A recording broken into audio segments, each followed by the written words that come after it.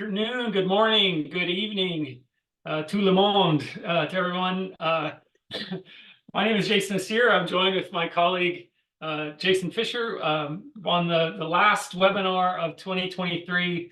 Very excited to have you join. Thank you for hopping on.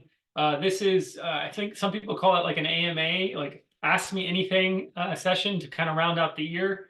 For those that are new to the webinar, or new to what EnergyGigs is, we are a talent and workforce platform for the energy industry. We connect energy companies to talent on just-in-time basis over hourly, fixed fee, and even temp to perm projects.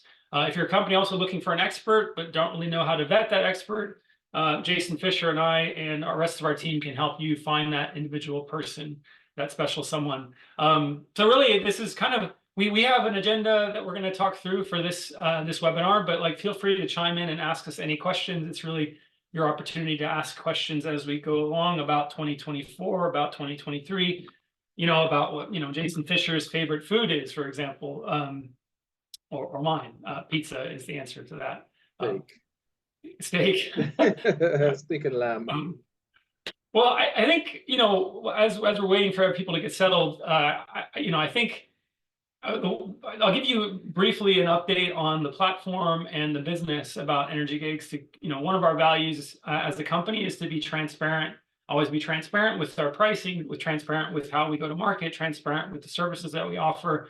And so in interest of that, or in view of that, some of the things that are happening in this next year, 2024, for EnergyGigs, we are going to be rolling out kind of a closed beta. So up until now, we've been in open beta, meaning that it's been free for anyone to come onto the platform and check it out. We haven't encumbered anyone or talked to anyone before they join the platform. But going into January, we're going to be going into a closed beta mode. We're going to be rolling out essentially like an application or waitlist process. So if you're not already on the platform, do so now, because it might be a little bit more involved to get you on later on. We'll have a process by which we slowly let candidates on, and also slowly let companies on after talking to the sales team. So with that in mind, if you're not on the platform, please do sign up. It's free to do so. It will be free to do so after the fact, but it will be a little bit more involved in terms of just, we'll be starting to vet candidates a little bit more, and we'll be kind of talking to companies that come on board. The other big thing that we're going to be rolling out is what we call, I think our code name was Boomerang, but we've now kind of consolidated around an idea called Encore. We're going to be rolling out this Encore program in 2024 in a big way, building on some of the work that we've done this last year. So just as an example, Encore is a program that brings people that have retired or have left the workforce and left the energy workforce but want to come back in. And we provide ways for companies to interact and work with, recent retirees or people that have just left the workforce. And the example that we have is we had a fairly senior management consultant, ex-KPMG consultant. She had taken some time off, I think like 5 years, to raise her daughters. And then she decided to come back into the workforce, and we were helpful in connecting her to another change management consulting firm to then work in upstream oil and gas. So kind of building on that experience, we're going to be rolling out a program for companies and for talent as well to get involved. Other two things that we're going to be kind of rolling out are essentially like an updated pricing program. We've been doing some research over the course of the year on what our pricing model should be, and whether it should be just like every other freelance platform that exists, or we're going to tweak it a little bit. So we're going to do a combination thereof, I guess, is the answer to that. And then we'll be rolling out also an onboarding or flyover sort of training in-app function that allows makes it easier for both candidates and companies to use the platform, as well as to give feedback if there's something that you encounter that you want to see, for example, a new feature on the platform. So that'll all be coming out. I guess, on the business side of things, besides the application itself, we're working on a pretty interesting MSA with a globally focused geothermal organization. We will be, releasing a press release about that as soon as the MSA and related work is signed. But we're really excited about this. It's really kind of building on a relationships that Jason Fisher, you were instrumental in setting up for us and connecting with us within the geothermal space, and a space that we're very bullish on in terms of where energy is going and where transition can happen by using technology that exists current state, in the oil and gas space, to moving to something that's zero carbon, or at least carbon neutral in the future. So we're excited about that. That'll come out in January, but so stay tuned. Check our LinkedIn feed. Check our website. You'll be getting more information about that soon. The other thing I just said from a project standpoint to keep your eyes on is that coming in the new year, we're going to start seeing a lot more capital projects, focused projects coming into the platform. So if you have an engineering background with capital project experience, it's going to be a great year for you. Similarly, if you have project management experience working on capital projects, it's also a great opportunity. And then finally, I guess I would say sort of engineering opportunities in the sort of pre-feed side of things. There's going to be some opportunities there too. So I'm going to pause because I've been kind of monopolizing the first part of the call. No, not at all. There's a lot you could talk about. I'm on the geothermal side, so there's a lot happening with EnergyGigs. So I think you could just chime in whenever it's necessary, and I'll respond to all the questions that when they're coming in. Yeah. I guess, when you think about 2023, Fisher, what are you, what's sort of your biggest, aha moment or biggest sort of thing that that really, stands out to you for 2023 in your work and leading into 2024? There's quite a few, actually. The most recent one is probably the geothermal presence at COP28, which is very significant for all the people in the industry, and it will definitely help to boost the industry going forward. Another one is all the grant funding that has been released through the US DOE for geothermal. Been tons of grant money available to help solving the problem of scaling geothermal and addressing all the challenges in getting geothermal to move forward rapidly and making this a geothermal decade. So I think those are two of my biggest standouts. And then the successes of Fervo. I think that was very crucial for the industry, but it is one of the key successes in the enhanced geothermal space.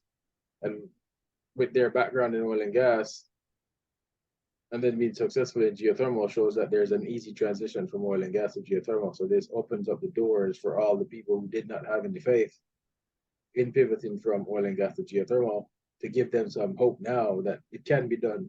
And hopefully that will lead to more private entities diving into the space more fervently. And so we can help this to really be a geothermal decade. Mm-hmm. There was a lot of Fervo was top of mind too for me. But I guess there was also some interesting news coming from Ever. I guess they had raised some sort of crazy amount of money. And Ever is a geothermal company based out of Canada. Is that right? Right. Yeah, they're closed loop geothermal. Okay. And then also Sage also had some successes this year as well. Sage Geosystems, which I think is here in Texas. Right. And then there's been quite a few, impressive things that happened. The World Geothermal Congress happened this year in China. Mm-hmm. Geothermal Rising in Nevada, in Reno is pretty good. There's a lot of standouts. I think it'll be good for us to do a review, top 5 things of 2023, and post it on the blog. Yeah, it's a great idea. Do you think with the successes of Fervo that maybe the DOE is looking at all of their hydrogen funding and saying maybe we should also add more to the geothermal bucket, or you think it'll move the needle or not? Or no, I think the strategy is different for both, because they already signed deals and having distributing funds regarding the hydrogen hubs, right? So those are different strategies for geothermal. Hopefully the next step following the recent geode funding distribution, which is, to help transition from oil and gas to geothermal. Hopefully after that one, they might give funding for the development of geothermal hubs instead of just hydrogen hubs. Yeah. Which is pretty straightforward, and it's already happening in places across the world. Yeah. Combining the power and the heat to do greenhouses or for industrial applications and the likes. Yeah.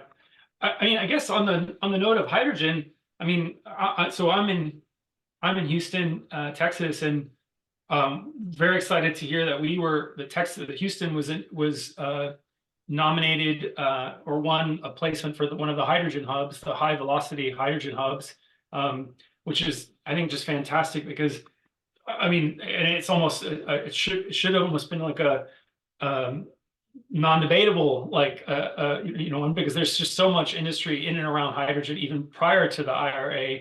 But this is just going to speed the development. And in terms of, I think what we've seen is there's been a lot of interest on the hiring side in hydrogen, and so that's a real opportunity if you've already been in the space. I feel like if you haven't been in the space, it's an opportunity to transition into. And so there's a question of like, how do you get into that, right? Like, I think it's like, coming back to our sort of pattern of, going to conferences, trade shows, reading up on it. I mean, obviously, if you're not already chemie or you don't already know about hydrogen, like you may have to learn some new things, new skills.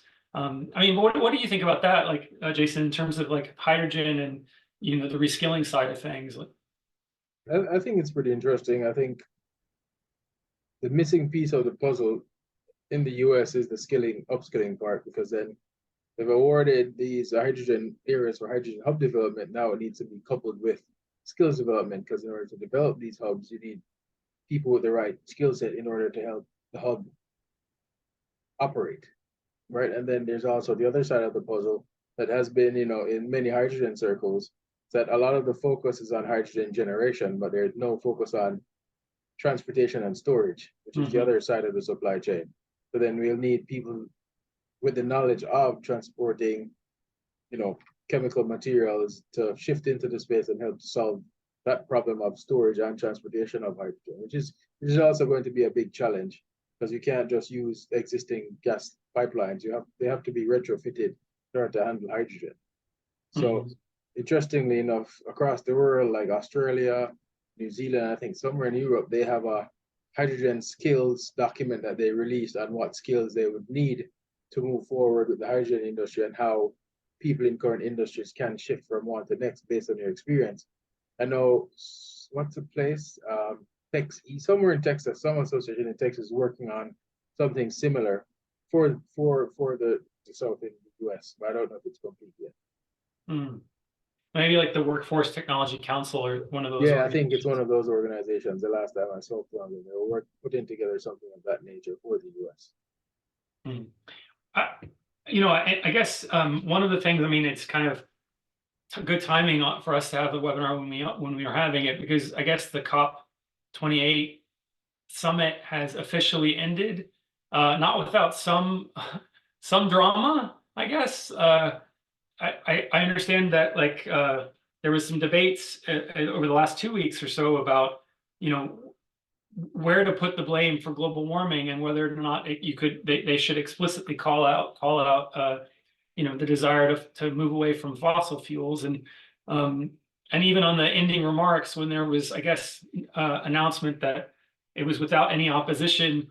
I think the president of UAE, or the leader of UAE, had said there was no opposition and this resolution has been passed. Like, apparently Samoa stepped up right afterwards and said, kind of said, well, we barely did any of the things that we wanted to do. I don't know. So I guess COP28, like, what are some findings or takeaways for you, Jason, from that? To be honest, outside of the geothermal things that happened, I'm not aware of anything else, because I just focused on what happened in the geothermal sphere, and then the Caribbean sphere, because they had a Caribbean section there, and things that happened in that region. So my attention doubled down on just geothermal and the stuff that are happening in the geothermal space, and the successful signing of an agreement between the Commonwealth of Dominica and Ormat for a 10 megawatt PPA to develop their power plant in the Eastern Caribbean. So for me, that's a great success of COP28. The bickering and the stuff between islands and countries and stuff I'm not aware of because I didn't pay attention to it. I'm sure there's a lot of that happened behind the scenes because it's always a case of okay, the larger countries are not doing enough, but they're telling the smaller countries with smaller footprint to do all these things that they're not doing, and it's not going to help. To be honest. So the big countries don't do it. What's the purpose of the small ones? To be honest. Yeah. A small island like Fiji or Samoa do all the things right, it will probably affect 0.01% of everything else in the world. So they still will have high sea level rise. They'll still have high tides. They'll still lose land. So we all have to come together. It's not a one person job, right? So yeah, that's fair. Well, I think we'll maybe pause here. If anyone has any questions, please put them in the chat. Happy to answer any questions you have, almost any questions that you have, I'd say. But until then, I guess I guess one of the things that we was kind of following is on COP28, I guess the Biden administration had made an announcement regarding methane emissions and desire to slash methane emissions in the United States.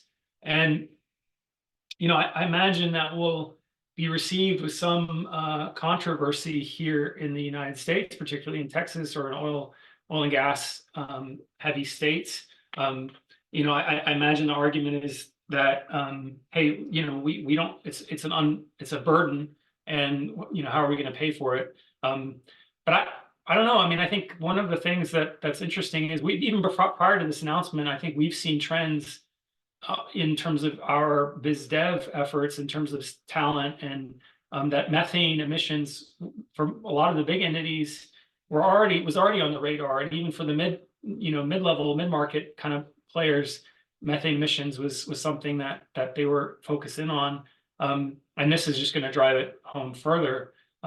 So I guess when you think about methane, like there's probably going into 2024, it's really an opportunity, for consultants, job seekers, to get into that space, because it's an area that is now important, and so particularly heavy methane emitting organizations are going to have to reckon with it.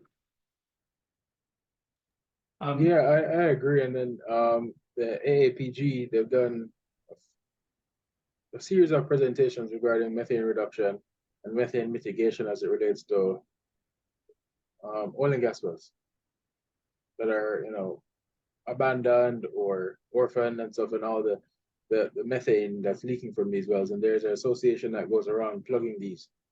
I'm trying to remember the name of the association. I could always share it later on. And there's this big push to address methane leakage from all oil and gas wells, orphaned, abandoned, all of the sorts. So it's a good place to go.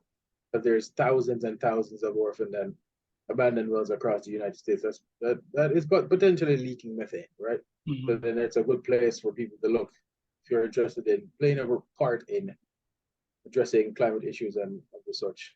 You can always explore going into methane mitigation, which is not too difficult. It's very high risk to go out there, but it's worth it. Yeah, they have to wear gas monitors, and I mean, is it something, is this an opportunity that's really that an individual consultant is sort of poised to take advantage of, would you say, or is it more for like smaller shops that have the capabilities of plugging, Mm-hmm. wells? Mm-hmm. I don't think an independent person has the capability of going out and plugging a well. Yeah. Or addressing. In that case, you might be able to identify methane leaking wells if you utilize some GIS satellite, maps that you can use, different wave spectrums to analyze remote sensing data to help to identify areas where methane is leaking. Yeah. So that might be a space for independents that have great remote sensing skills. You could apply it there. But in terms of going into the field and plugging the wells, it's probably better off for a small shop. Gotcha. And so then maybe like taking that next one step after that, it's the opportunity for individuals is really around supporting those smaller entities that are doing that work. Assuming it's legislation that has to happen, and I don't know if it's, I'm guessing it's just an executive power, maybe, that the US government kind of, the Biden administration just sort of executes, that people have to comply with. I guess there might be opportunities for safety consultants to support those smaller firms, or maybe even technology consultants to, because all that work has to get done, that work has to get managed, it has to be done safely. So there's maybe opportunities there. I mean, I guess it goes into, it could even go into carbon credits, right? I guess, like, so if you're a data, data analyst or a BI person, business intelligence person, like, carbon credits, how to show that you're reducing carbon is an opportunity, right? To, where you might find work. Oh, you're muted now. Yeah. Yeah, I'm trying to find the name of the organization that has been spoken about doing the methane mitigation stuff. Okay. And that AAPG hosted on a webinar. Sure, I'm trying to locate it, but That's okay. I mean, I guess there's this Biden announcement at COP28 on December 2nd. And then there's this other thing that's happening in 2024, which is probably going to be for the US at least, right? Where I'm somewhat US centric, right? It's the US elections. I mean, that's the big thing for the US that might cause that to be kind of shelved, right? Like the methane. yeah. When is it? It's next November. So I mean, but that's just US. I mean, I don't know globally, like, I mean, I guess COP28, like, it has global implications probably for more work in Europe and along the lines of, reducing, the carbon footprint and accelerating energy transition. But it's interesting. I don't know what other international things are happening. Like, you think, I mean, obviously there's the war, right? In Ukraine and Russia, Palestine, Israel, right? Those are things. Energy security is mostly on the European side. It's the whole So that, world. yeah, that's right. And That's security right. for the entire world. Yeah. Because of that, countries Well, are restarting all coal mines and all the different, that kind of stuff, looking to quickly handle, equip themselves for energy security for their own countries. People are trying to secure energy in many different ways because of these wars. So there's a lot of that will happen in 2024. We have to be more prepared to handle that stuff. So companies or countries that have the know-how and the ability to harness all the different kinds of energy resources should, except coal, but everything else we should consider and do it quickly in order to address those problems associated with the wars or anything that might happen from all the elections in various countries happening next year, not just the US. So it'd be interesting. We're still pushing for a geothermal decade, a hydrogen decade. So I think we're still poised for to make that happen. mm-hmm. Well, I guess so. Other opportunities in 2024 that I'm kind of bullish on. Love to hear what your thoughts too, Jason. Like, on the consulting side, I think particularly around technology, AI, open AI, all of the successes of large language learning models, or generative AI. I think it's been profound, really. Like, I think when OpenAI first released 3.5, I think there was probably everyone in the technology sector was like, oh man, am I going to be out of a job? I thought I'm the one that displaces other people. I'm not the one that's getting displaced. And so there was a little bit of a, I don't know if you call it a come to Jesus moment or whatever, but like there was a little bit of a, wow, this is amazing. It's moving a lot faster. But I think it's just gonna move further and be, even more faster. Now I guess what's the impact to energy? Like, how is it going to impact energy? Any thoughts on that? For sure. Like,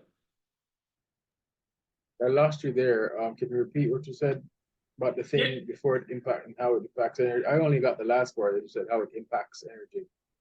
yeah. Like, what are you thinking? Or like, I mean, is there any impact to, like, our work, or to people in Energy's work around, AI.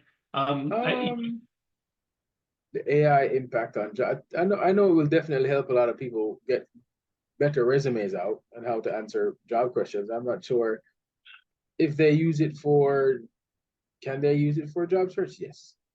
How will it affect job search? I'm not sure, because a lot of the jobs I'm seeing happening, they really want to develop a relationship with the person before they hire them. They want to know the person, know who you are. So I don't know Yeah. how it might affect the job search, but affecting the industry in a whole, there will be leaps and bounds, especially in the digital twin side of the world. When they want to make a replica of things before they actually test it, it will have a significant impact in energy, especially with big data. If you have used AI to help you with big data throughout the industry, then you'll operate faster, you move better, you'll identify maintenance needs faster. There's so much things we can do with AI when it comes to all the data that we have in the energy space. Yeah. But for hiring, I'm not so sure how it will help in the job search. Yeah, that's a good question. I don't know if it. I mean, you could have this situation where it's like really kind of, it's kind of a bad situation where you have a terrible candidate using an AI, using open AI or using ChatGPT to make themselves look better, and a terrible company using ChatGPT to vet candidates, and you just have these two terrible entity persons trying to find work together, and maybe that works out. Maybe that's the better match. I don't know. But I mean, it definitely streamlines the hiring and onboarding process. There's actually a YouTube page out that's doing that. They're showing interviews, a guy using ChatGPT to answer virtual interviews, and doing great. Yeah. Just to show that AI can help, ChatGPT can help you to answer the questions quickly if it's a virtual interview, and you're typing and doing fast enough. It's pretty interesting to see, but it won't end up being good for the freelancer, because you get hired for the post and you really can't do the work. Yeah. So not necessarily a good thing. That's true. I mean, I think like on the consulting side, I mean, if you're a freelancer or a consultant and you work in the energy industry, now I think there's a tremendous opportunity to augment your skills on the digital transformation side of things. I think all of methane emissions, like these things are trends that are pushing people to use data to figure out how to improve how they operate, which also includes like how to reduce methane emissions. I think so I think there's really digital transformation is going strong across the energy industry. And I almost say, I mean, I know the papers have said like that Microsoft was the winner of the OpenAI fiasco, and they now have a board seat. But like, if you look at Office 365, they have the native Chat GPT in Bing, and they have the generative AI in their sort of suite of tools. There's really a lot of things you can do. And so I kind of think of like, if you're a software consultant or a technology consultant, now is a good time to get into like .NET programming or C# programming or Power Automate and Power Apps. Like there's just so much work on the enterprise level around energy companies in that space that I think that's going to be. I mean, you can make make a lot of good money in that space with the tools that Microsoft offers. So. I definitely agree. I think another big thing for 2024 is there will be a lot of training and development happening. A lot of capacity building I foresee in the geothermal space. It's expanding development of certification courses and the likes, and then in the hydrogen space the same thing. Development of training programs and apprenticeship programs to help people to transition into these spaces. So I think for 2024 we're going to see a lot of those start popping up. Training and apprenticeship type programs, capacity development certifications. I think there'll be a few of those popping up next year for 2024 in order to help people to get into the industry and to help the industry move forward, because one of the biggest challenges in those two industries is the lack of qualified candidates. So in order to improve the pool of people we can choose from and to help the industry move forward, I think there'll be lots of training happening next year on all fronts across the entire world. Mm-hmm. No, it's great. Well, I think at this point, I maybe open it up. If anyone has any questions, please do ask either Jason or myself. We've got maybe another minute or so. Happy to answer any of those questions. We'll just give you a minute to ask it if you have any. But I guess, Jason, like when you think about 2024, what's the thing you're most looking forward to or following in 2024, would you say? I think the biggest thing is to see the outcome of all the geothermal funding, because a lot of the funding has been issued already. I want to see the results. We want to see geothermal results that will help move the industry forward. Fervo gave us a big win, so now we're looking towards the big wins in the other aspects of the industry outside of enhanced geothermal, just for improving drilling rates, improving exploration. In the US, one big thing is the permitting process, which takes forever. So improving the permitting process will lead to faster development of geothermal resources and such. So I'm looking forward to the movements of those things. I think we have 2 questions coming in here. One question is focused on ESG, and another one is on salary. So I'll ask the first one. Have you seen any salary or compensation trends in 2023, or do you anticipate any for 2024? I mean, in 2023, I think one of the things we saw was if you already had hydrogen experience, ammonia experience, or even geothermal experience, I would say, like there were a lot of companies trying to find talent with experience, and they could basically ask for whatever salary that they wanted for the most part. And I mean, maybe not in geothermal. I think geothermal maybe was a little bit different, but you tell me. But that's kind of, at least in terms of our interactions with customers, like on ammonia and hydrogen specifically, we were finding like that, people were able to get top dollar, and not everyone could afford to pay it, right? All right, which is the same thing in geothermal.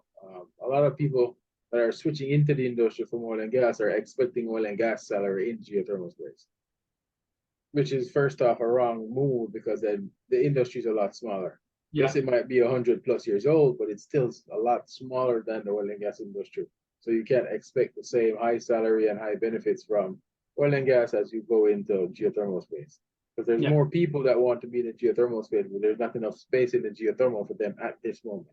But we're working towards it. So the salary is that mismatch of expecting an oil and gas salary in the geothermal, which typically doesn't happen. But outside of that, the salary is pretty good. It's been pretty stable for well site drilling, and for the reservoir engineering and geologist roles. They're pretty stable. Yeah, I guess on the ESG side, so the question was, is there any continued growth in ESG, or is that cooling off? I mean, my sense is it's still, ESG is still an important thing. I think so. Like, it's a investor driven thing. I think in many ways. So like a lot of the private equity firms, a lot of their portfolio companies now have been required to put, to have like a ESG component to their portfolio. And some of it's real. I think a lot of it is probably greenwashing, or trying to figure out how to do it, like how to capture the carbon, how to make their business, cleaner. But I see that continuing. I don't see it kind of cooling off. I mean, what do you think, Chase? Yes, I agree. I as you said, it's investor driven. So as more investors get into the renewable energy space, they're requiring their, whoever they give this money to have ESG goals, to follow and monitor ESG trends, and have these things in place in order to keep getting the funding. So I think we might not hear about it a lot, but it's still there. It's not in the media, because then there's so much other things in the media. So it's very much there. And these trends, it includes a wide variety of things, right? So when you think ESG, a lot of people always link it to diversity, equity, and inclusion, carbon neutrality, stakeholder engagement, the sustainability of supply chains and ethical investments, and of course ESG reporting. So it depends on who the investor is and what their requirements are, but they're still very much there. Yeah. Well, very cool. Well, I think that caps off 2024 in a good way. Jason Fisher, it's been a pleasure working with you this year. To all of our attendees, thanks for joining. I really appreciate it. Feel free to reach out to Jason or myself if you have any additional questions, anything we didn't cover. Yeah, we look forward to working with you all in the new year. Yeah, happy holidays, everybody. Eat all the ham and turkey. That's right. All right. Well, have a good new year. Happy holidays.